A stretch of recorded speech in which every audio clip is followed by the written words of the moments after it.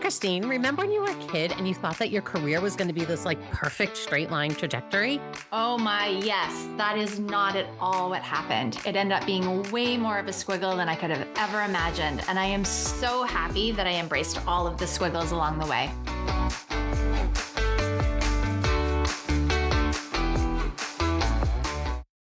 All right, welcome back everyone to Embrace the Squiggle, the podcast for anyone whose career or life looks nothing like a straight line. And honestly, it's where all the good stuff happens. We are Colleen and Christine, and this is episode 78 with Kokui. Let's get into it. Kokui, so great to have you on here today. Hi, thank you so much for having me. I'm super excited to be here today. Yeah, so we always start with how we know people, and we don't actually know each other. We connected on LinkedIn during a post that you had, and I jumped in and was like, ooh, you've done a really interesting career squiggle. So I was excited to invite you on and have you as one of our guests today. Thanks for inviting me. Yeah, so let's jump in. So we always start with, when you were a little kid, what did you think you wanted to be? Oh, yeah. So when I was a little girl growing up in Togo, which is a small French-speaking country on the west coast of Africa, I wanted to be many things. So one of them was I wanted to be a flight attendant. I wanted to be a business owner. I wanted to own a company, and I wanted to be the CEO, the big boss of a large corporation. I don't know where that piece comes from. But I think the flight attendant one was influenced by just growing up and loving to travel. Even though I have never been on an airplane at that point in my life, I really wanted to see what the world was all about beyond the four walls that I was used to. And also, when you look on TV back then, the flight attendant always, they look nice. They always wear nice clothes. And since my mom owned a shop designing clothes and making clothes for people and for us, and she has all these apprentices, she pretty much owned her own business.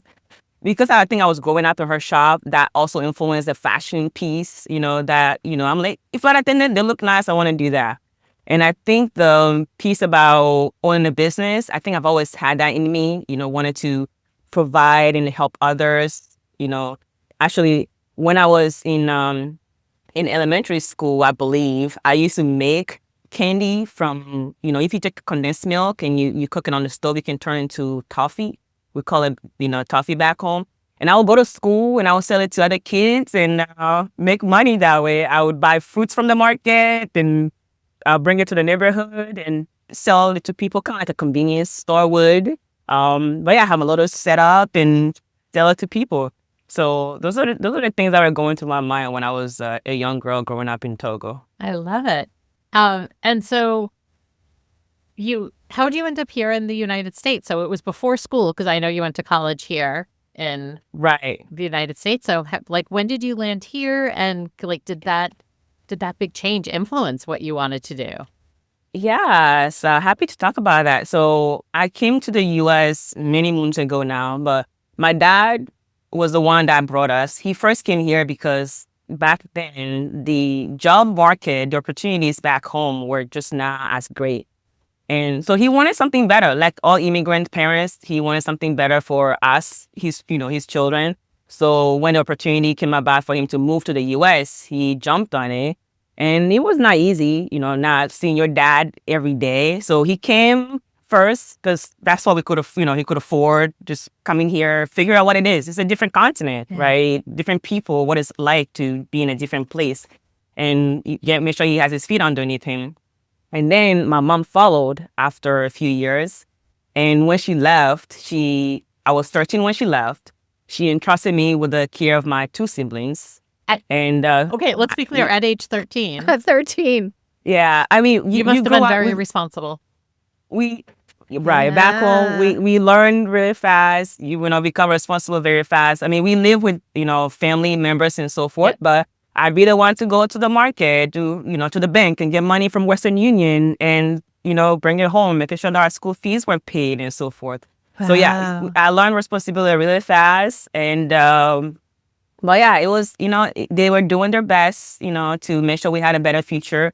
So my mom followed my dad. And after 3 years, my siblings and I flew to the U.S. and started our life here in the U.S. Yeah. Wow. So finished, jumped into school here in the U.S. Yes. Yes. I first growing up, going to school was like a given. There was never a question whether or not you're going to get an education, because that was the thing that was going to really propel your future, help you get a good career, a good life. So education was very dear to me, and I love to learn myself. I've always been a lifelong learner. So that was the first thing I did. Like, okay, how do I go to school here? What do I do? So I went to high school for a year, and then I learned about a community college. Yes, I went to community college, and I didn't even know people like kind of looked down community college back then. I'm just happy to get an education. So I went to community college, Holy Community College, and when I was going, I had to figure out how to pay for school, get financial aid, and it wasn't enough. So I worked two jobs. And I'll take the bus, I'll work, I'll take my classes, and then come home, study, and do it again.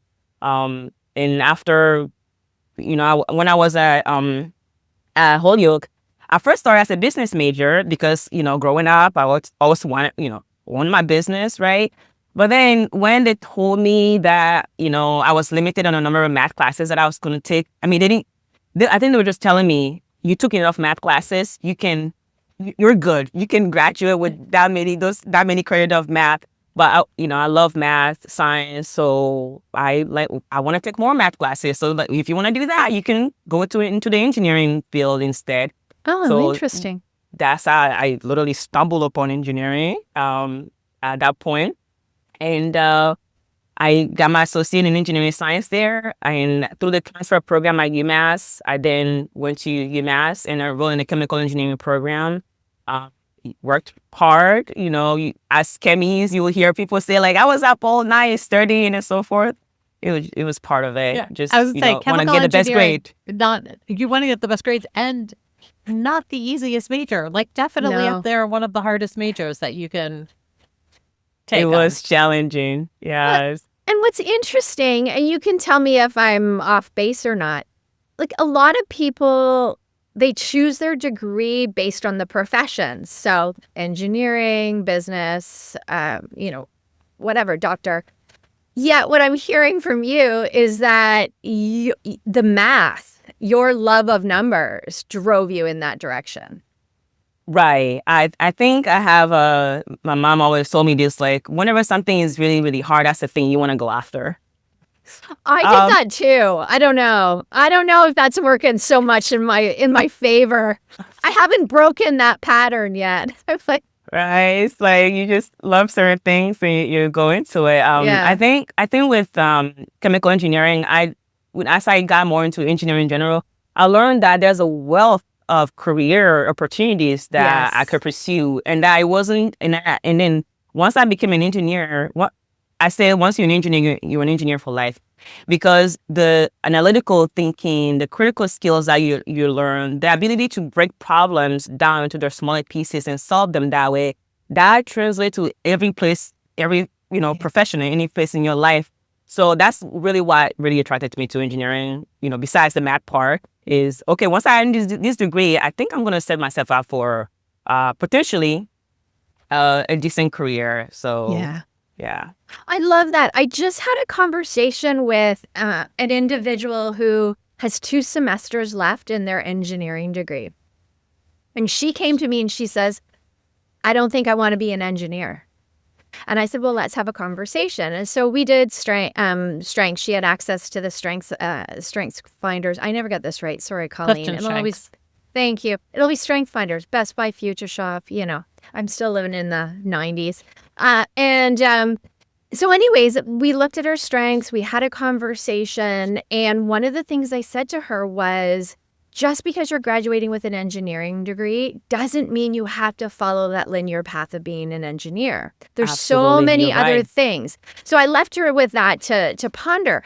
I would love to pause just for a moment and ask you if you had any advice that you could give to either engineering students or anybody, it can be a general statement, who is approaching the end of their degree and actually sort of contemplating, have I made the right decision? what would you tell them in that moment? That's a great question. I think I would encourage them to recognize that engineering opens a wealth of possibility for you, and it is all about, it's teaching you how to think about problems, about certain things, and then you can hone in and definitely earn the degree. Like, just you're almost there, push through, finish it. And then just try internships. I've done a few internships in my career that allows me to see whether or not I was even really interested in the field that I was going into. So internships can really help you see, what you want to do. And if they don't want to do an engineering internship, do the internship in the field that you're interested in. And people are willing to, talk to you and listen to you. One, because you have, a really sought after degree. And two, when you get in a room, explain what you want to do. I can solve problems because I'm an engineer. I can do these other things too. Let's talk about how I can help you solve your problems. And it could be in any industries, really. So even if you don't want to do a traditional engineer, I'm not a traditional engineer, I guess you would call it this day, even though I'm an engineer at heart. But that base really propelled me to try out so many different things, to have my squiggle and be here today. So I would totally encourage them to lean in and use that degree to figure out what you really want to do. So what let's came jump in. next?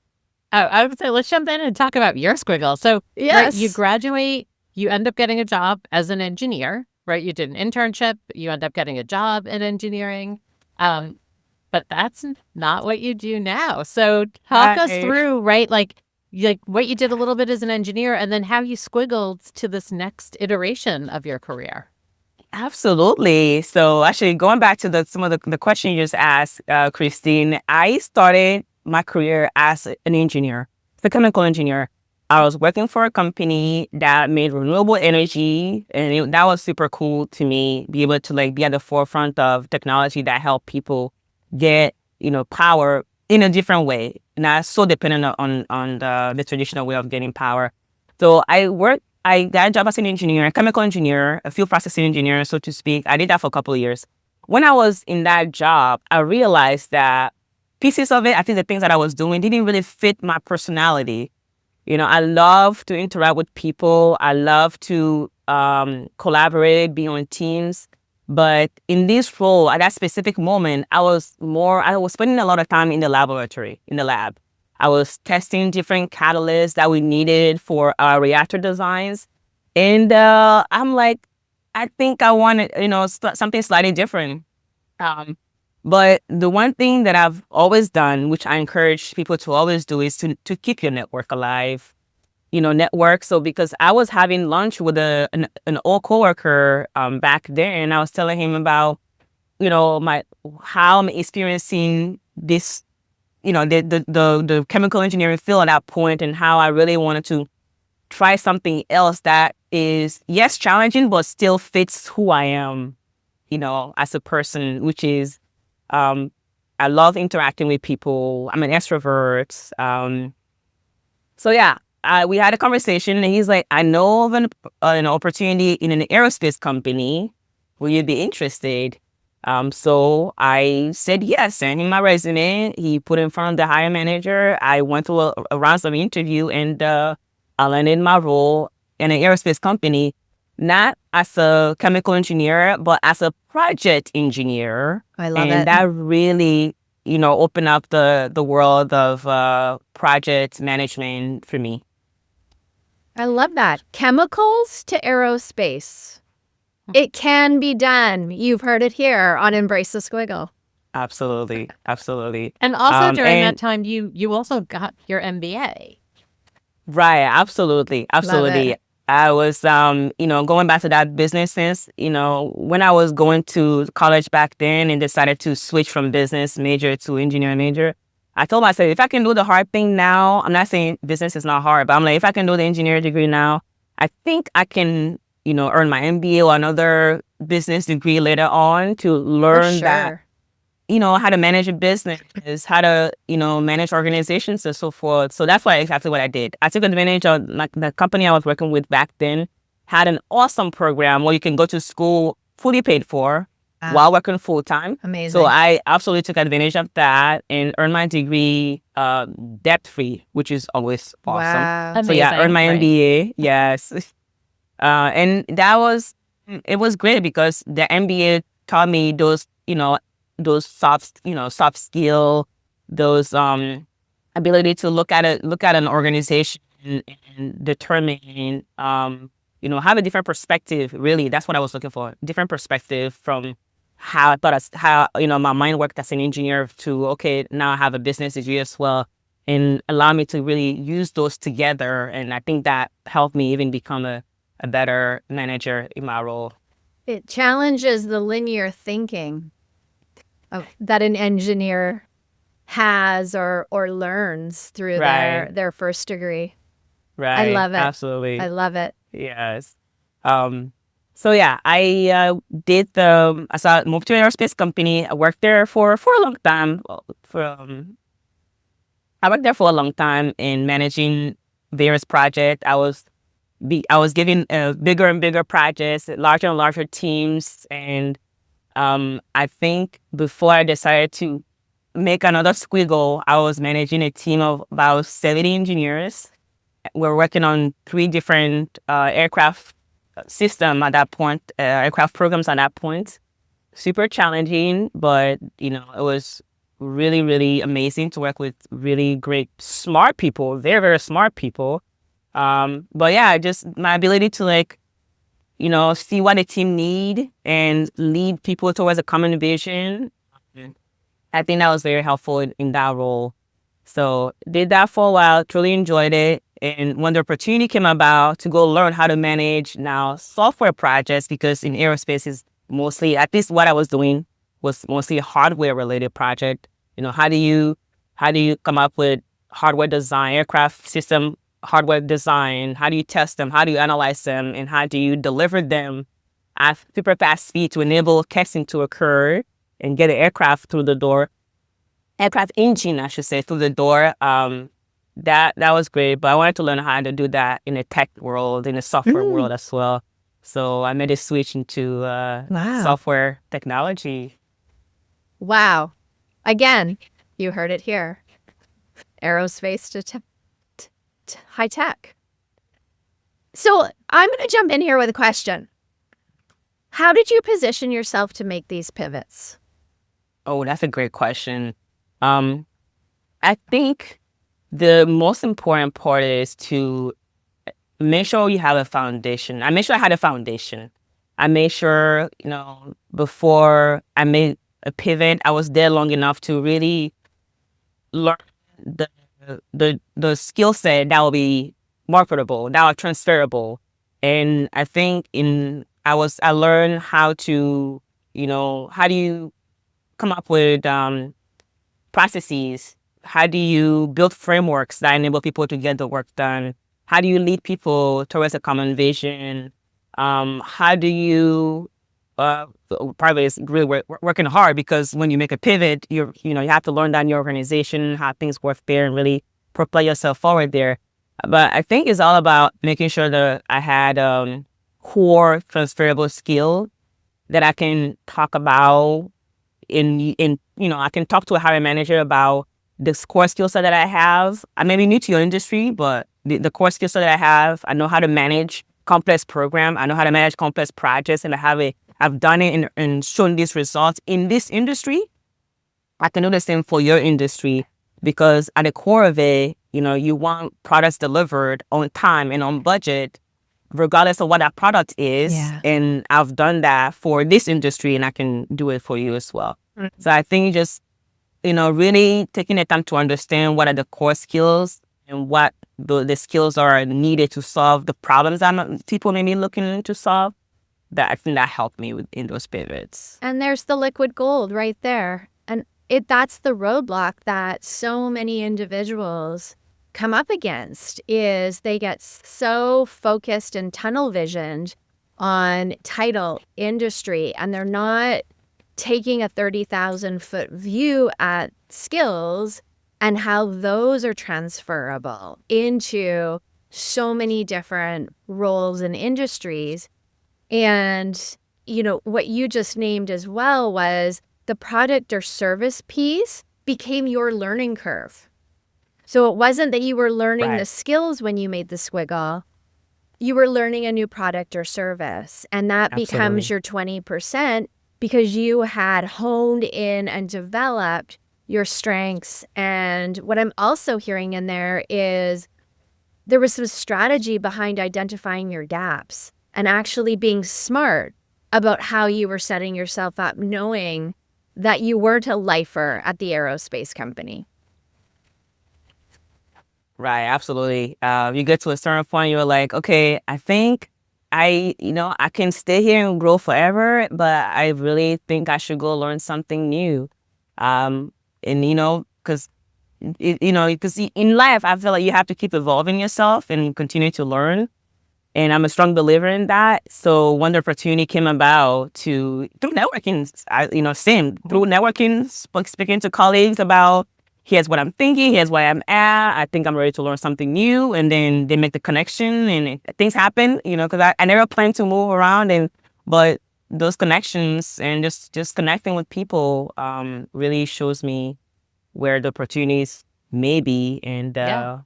yeah, where It's I that can go whole help. idea of sponsorship, right? As opposed to just mentorship. People are showing you the doors, they're opening them for you, they're making the introductions.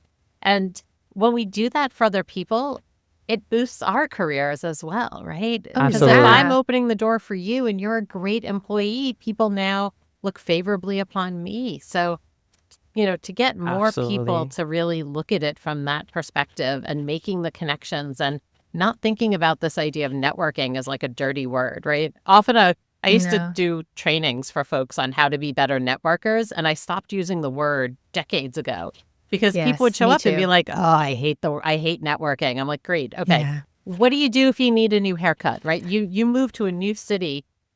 Most of us women, at least, I think men are maybe a little more prone to just drop in at a barber, right? But the rest of us, it's like if you move somewhere new and you need a new haircut, you're going to ask everybody about it, right? Absolutely. Right? You're just not It's going just into any Absolutely. place. And it's the same thing with careers. If we can get that mentality of just, building this connection, having our own personal board Yeah. of directors, having those conversations, it opens so many Conversations. doors. Absolutely. Absolutely. You can't stay in your corner in your shell. You have to put yourself out there and, get to know. And there's a way to do it, right? You get to know people Yeah. beyond just so that it's not transactional. So you're also providing value to them Yes. while, helping them out. So And everybody that's has important. value. And, that's the other thing that I find is, a lot of individuals will say, I don't have anything to offer. And that's the furthest thing from the truth. And Absolutely. knowing that before you go into the conversation, what is it that I do have to offer back to this person? It can be simply an article. It can be a $5 Starbucks card on a Monday morning that says, have a coffee, start your week on me. Just the littlest things to say to somebody. I see you and I thank you. It doesn't have to be some over the top lavish something. Yeah. And you may not Right. know what that is until you show up, right? You may Right. until you And get in the listen conversation. to them. Right. Right. Yeah. Right. Well, and the other thing too is if you're not being referred forward and perhaps there are things that are not coming out of conversation, that's an invitation to stop and pause and to take a step back and to really look at how am I presenting myself? How am I showing up in these conversations? How am I facilitating these conversations? How am I telling Right. my story? Do I really know what I want next? Because Absolutely. people aren't going to move you forward into their networks unless you tell them what it is that you want or what you're looking for as well. So, Right. They can't guess, right? They cannot read your no, mind unless you understand first what you have to offer. exactly. And like you said, Christine, everyone has something of value to give. Absolutely. Yes. So Absolutely. looking And inward helps. Yeah. I know how I saw you on LinkedIn is because you were on that Women in Engineering conference. You were the keynote at a panel Ah, for the UMass, or not the keynote for a panel. You were the keynote for the Women in Engineering conference at UMass amazing. Amherst. And, Right. I Right. know Yeah. we I talked will. and you were like, Mhm. oh, I did this and I definitely want to do more of this. Right. So as you're thinking about what you're looking forward to the future, doing those keynotes is really jumping out to you as an area of growth for you and where you want to be. Yes, absolutely. Yes. A few years ago, I was invited to speak to 200 plus high school students about engineering and why they should pursue a career in engineering at UMass Amherst. And after doing that, I'm like, and connecting with the students afterwards, Mhm. was just rewarding. And I'm like, I've done a few squiggles. I've figured out how to navigate a new in a new country. And figure out a career out of it. So I think I can help other people. I can help students. I can help Yeah. women. I can help working mothers 'cause I'm a working mother. So yeah, I decided to start leaning into it and speak to more people and really help them. So that you're absolutely right. I've done it at UMass Women of Engineering. I've done it. I was on a panel at the Asperger's at School of Management as a panelist as well, and just doing more and more of those really, really is filling up my heart. Yeah. We're wired for connection, and I truly believe we're wired to give back. When we're not attached to outcomes in terms of those moments that we give back, just sharing our wisdom, sharing our experience, it creates connection. And hopefully, there's one person. I know that's what I come into every episode is if we touch one person or we validate or we make somebody feel like they're not alone out there or that, some inspiration to step outside of their comfort zone. I only want one listener, one person. And that, to know that our conversations have impacted just fills me up, and it reminds me that yes, I'm in alignment with my own purpose. And sometimes we need just that one opportunity to again swiggle or pivot into a direction where we're making impact in different ways. I love that. I love that. And just quickly going back to the Strength Finder, I've, you know, did the test a long time ago. It was in a workshop, and it was a life changing for me. So, for Yeah, people me who are too. trying to figure, right, who are trying to figure out, what to do, where to go, really understanding those inner strengths, in addition to the skill set that you have to offer, I think is super helpful to align your career path or what you want to do really in life, and find that thing that really fills your heart and propel you forward. And So not only fills your heart and value, but it energizes you, right? When we do Yes. these yes, careers that Yes. align with our strengths and our skills, we're energized at the end of the day. So you have energy for your family, you have energy for your hobbies, right? You have energy for your life. Because absolutely. otherwise, we're exhausted when we come home from work and can't function. And right, who wants to live a life like that? When you're getting to lean into those things that make sense for you, that energy is just Yes. going to propel you forward in every aspect of your life, not just your I career. agree. And far too many people do not understand their internal operating system. Hmm. And to know what energizes you. I've had 2 conversations this week on just simply energy management. And they're like, "What?" Yeah, like let's talk about your strengths. Let's talk about your energy management. When you know yourself, it builds confidence. Not just fills our energy reserve, but it builds confidence and says, "This is who I am, and this is how I can help you, and this is the value that you're going to get when you hire me." Right. Absolutely. Absolutely. It's It's a game interesting. changer. I totally agree. I was reading a book recently, and it talks about, some of the ways you could do that, some of the ways you could understand what makes you unique, what are your skills and strengths are. And absolutely taking the strength finder helps. Also asking people around you, people who have seen you Yes. operate for so long. Yeah. I love feedback. Be it good or bad, I love feedback. I love to understand what people are observing and seeing how I'm coming, showing up in the world around them. So yeah, I'll ask my sister, I'll ask my brother, I'll ask, a coworker and ask colleagues and be like, hey, like, where have you seen me being my best? So that's one of some of the things in the book. Those questions really help unlock what, you are, your core, what people see that you may not be aware of that you're maybe really, really good at that can, or just validate what you already know.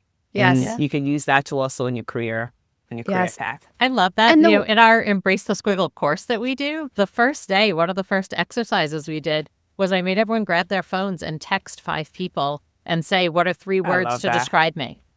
I 3 love like it. words, that. right? A And lot. Yeah. see who responded. And it was so funny. You could see during the hour, like people's like faces popping up when they would get those responses and what people told them, how people see I them, how they're know. perceived in the world. And right, that's really important for us to know. Both the good and Absolutely. the things that we might need to Yeah. improve on. Right? Yes, Both sides of it's that good coin. to know both. So Yeah. Totally agree. I Yeah. love Totally this. agree. This has been such a great conversation today. Thank you so I'm much for loving it joining too. us. We always ask at this point, like, is there one piece of advice that you would want to give to folks out there in the world? Oh, yeah. So I think the one thing that is important and that's hard to do is just saying yes. Saying yes when the opportunities knock at your door. Then the big, stretchy, uncomfortable ones. Yeah, we don't want to fail.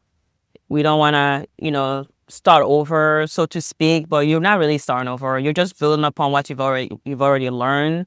So saying yes to the opportunities, especially to the ones that scare you the most, because you're gonna see so much growth in that. I think that has been true in my personal career and life. And keep learning. You're just keep learning. It could be whatever interests you. It could be on YouTube learning something new. It could be on LinkedIn. It could be from other people. But Oh just gosh. always take those lessons in, and some are good that you can use for yourself. Some of them are like, I don't think this works for me, and just drop those. But always keep learning. I love it. What a fabulous message. Thank What you. a fabulous message. Do you want me to take us home there, Colleen? Take us home, Christine. I can do that. So we would love for you to answer a few more fun questions. Not that our questions weren't fun, but we always like to know just a little bit more, about the personal side of you. And my first question is, Sounds what good. emoji do you use the most? The laugh out loud one. I don't think I know the meanings behind emojis. So to be Yeah. perfectly honest, I don't know which one that would be. I think it's just the one with the laugh with, I don't even know The crying, how to laughing describe face. Oh, Yeah. the crying, laughing on the side. Oh, I use that one a I lot. don't know if it's a crying laughing face. I have to show you. But any emoji that has to do with laughing. 'Cause, Laughing? that's Okay. what I do most of the time. I love it. What color brings you the most joy? I have to say yellow because it's so bright and so energetic. I love blue as well because it's muted and because I have those two sides. Right? I like to have a lot of energy and want to be out there outside doing things all the time. But some days you just want to step back and be inward and get energy from within. So I'll give you 2 colors, I guess. I love it. You can give us 2 colors. You're allowed. What do you value most in others? I think because I love to help people so much, I really value people who are open and willing to lend a hand, no matter what that thing is. And sometimes we think that helping someone could be a huge gesture, but sometimes it's just listening for 30 minutes because they just needed to talk. Yeah. So I value just people who are willing to help others. Helping isn't always a doing action. We don't always have to do to help others. Right. Do you have a book recommendation? Or a Oh. book that maybe even changed your perspective? I know you mentioned something a few minutes ago. Yes. Sure. I think love different books. The one I picked up recently that I thought was really good is The Portfolio Life. Oh. Let's see if I have it here. I forgot the author's name. I think it's Christina Wallace. Okay. But I like her perspective on like building a life that takes into a career life that takes into account not just like what you're good at, but also who you are outside of work, the whole person, building a Yeah. portfolio for the whole person that also has rest, embedded within, because, this country is so much about the hustle culture, go, go, Yeah. go, do more, more and more. And we don't pause enough to just like breathe and live and enjoy this short life that we have. So I like her perspective on just building a whole total portfolio that fits you, your career and you as a person. Beautiful. Wow. This episode is full of so much wisdom and so much grace and so many reminders. I don't know about you, Colleen, but I sure needed this conversation this morning. You just validated so much going on in my world. You're I'm glad I could do What a that. beautiful human. Thank you so much. And thank you, Thank you Colleen, for for connecting the three of us. There you go. The power of It's LinkedIn. so fun. Once right? again, I know. I constantly have people say to me, like, oh, boy, you couldn't reach out to a stranger on LinkedIn and have them actually talk to you. And I feel like this is proof All yet the again. time. Proof. That I could reach Yeah. out to strangers on LinkedIn on a daily basis and they will talk to me. So Absolutely. Yes. Well, and that's the thing about Colleen, you and I.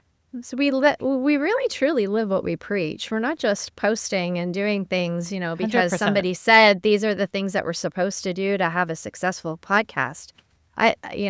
It's authenticity at its best here, I tell you, yes. on many different levels.